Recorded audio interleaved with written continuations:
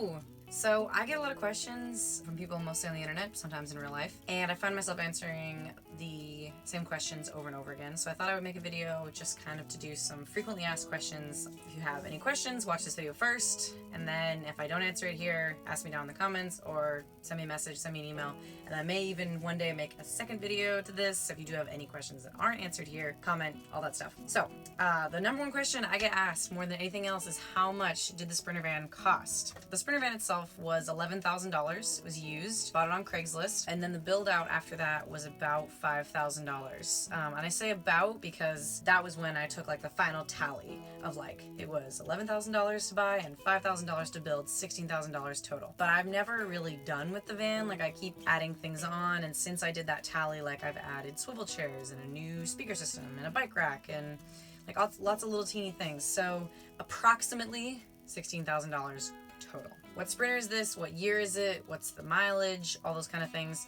This is Lyra, and she is a 2006 Dodge Sprinter van. She gets between 20 to 25 miles to the gallon. What I can usually predict is that if I put $100 of gas down, I can get about 1,000 miles. She is a rear-wheel drive, diesel, automatic cargo van with a 140-inch wheelbase. She's 8-ish feet tall on the outside, about 6 feet wide. She weighs 8,550 pounds before we put anything in her. I'm not sure how much weight we added when we did the build out. With everything inside the van, she's 5'11" in here inside, tall, and about 5'9" wide. How long did it take you to build out the Sprinter van? So I think from start to finish, it took us about 5 months. Why don't you have a toilet? I don't have a toilet because I don't need a toilet. I have a bucket. This is my toilet.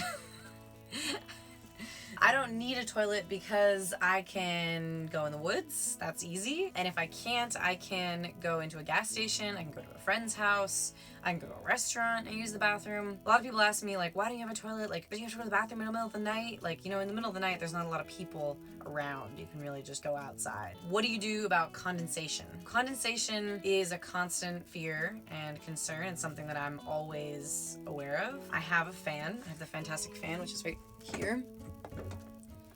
And I turn this on as much as I can because it kind of helps circulate air and keep things dry.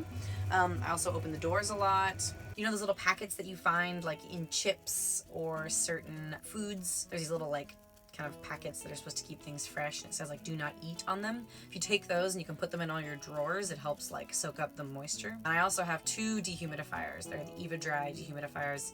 If you know me, you know I talk about them in almost every single one of my videos because they're awesome. Was that enough insulation? I think that the amount of insulation that we put in the van was as good as we could have done at the time. If I did it again, I might put a little bit more in, but I want to remind people who are building out their Sprinter vans that it's a giant metal box with glass holes in it. So insulating that is really difficult. You can put insulation in the van, you can like block off all the windows, which is what I have. I have these cool little quilted things, which we've made. Those help with insulation and help keeping the heat in or keeping it cool, but it's never gonna be 100%. Why did you put moisture barrier on the floors and not on the ceiling or the walls? That was really a mistake on our part when we were building out the Sprinter van. We put the moisture barrier down the first time. We thought we were gonna initially put it on the walls and the ceiling as well. We ran out of time and we were like, oh, we don't really need it. And then only later do we find out how important it is in order to keep moisture from collecting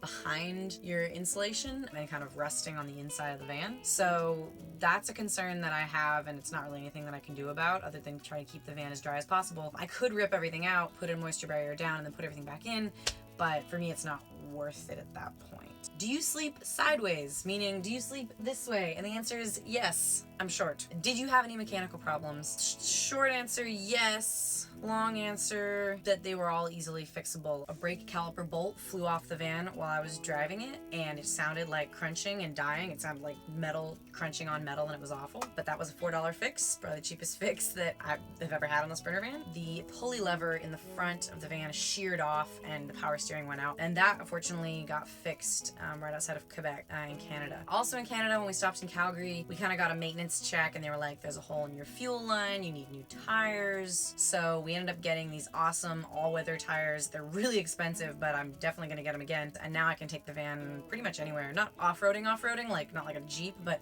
I can take it off-road pretty well. I only got it stuck once. Do I have any regrets? I regret not putting a moisture barrier inside the van, and I regret not putting down a rubberized undercoating on the metal before we put in the insulation.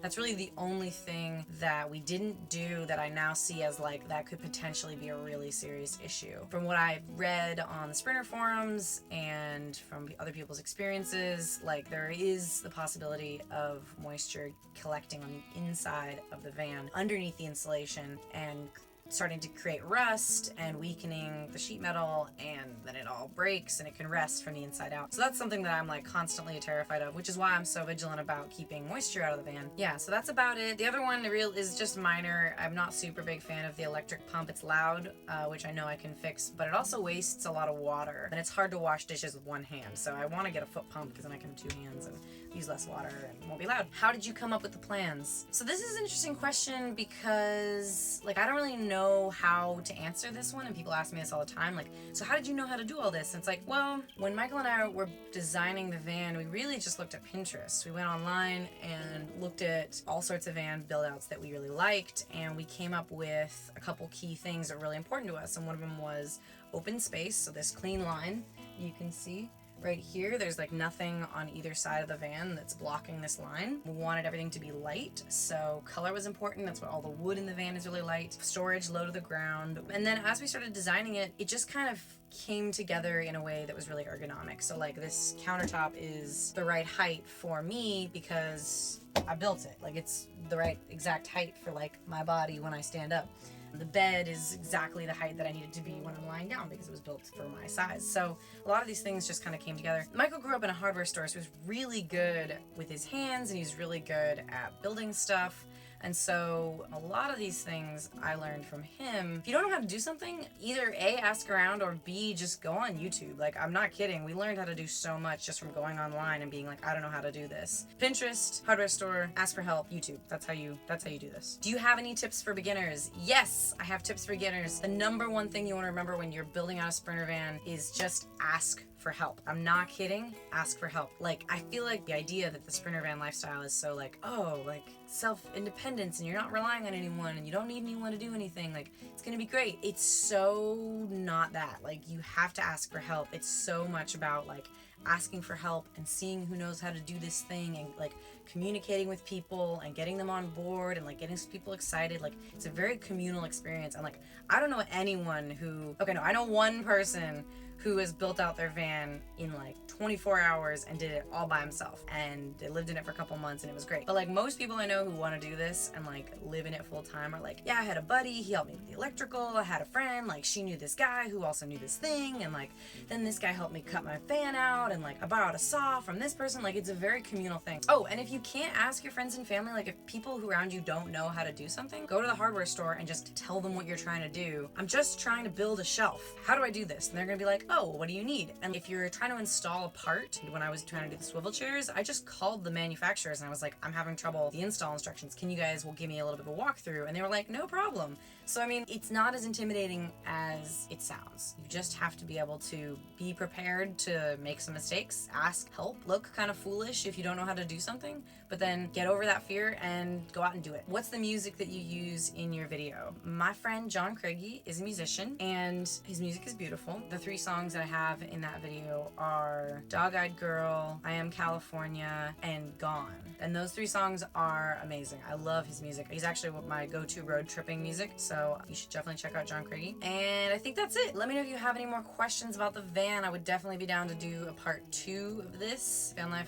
Frequently Asked Questions part 2. And if you like this video, you can follow me on Instagram at OneChickTravels for pictures of me playing the ukulele, drinking coffee, and rock climbing in the van. Not rock climbing in the van, rock climbing next to the van. Follow me on Facebook if you want to get notified on blogs, which I sometimes do videos because I post them here and I post them there. Facebook.com/OneChickTravels. You can go to my website at OneChickTravels.com for blogs and more in-depth descriptions of how I built out the Sprinter van. And you can follow me on Twitter at Kaya Says, not OneChickTravels, at Kaya Says, if you want to see my weird political retweets and what music I listen to when I work. I think that's everything. If nothing else, have a wonderful day and I'll see you next time.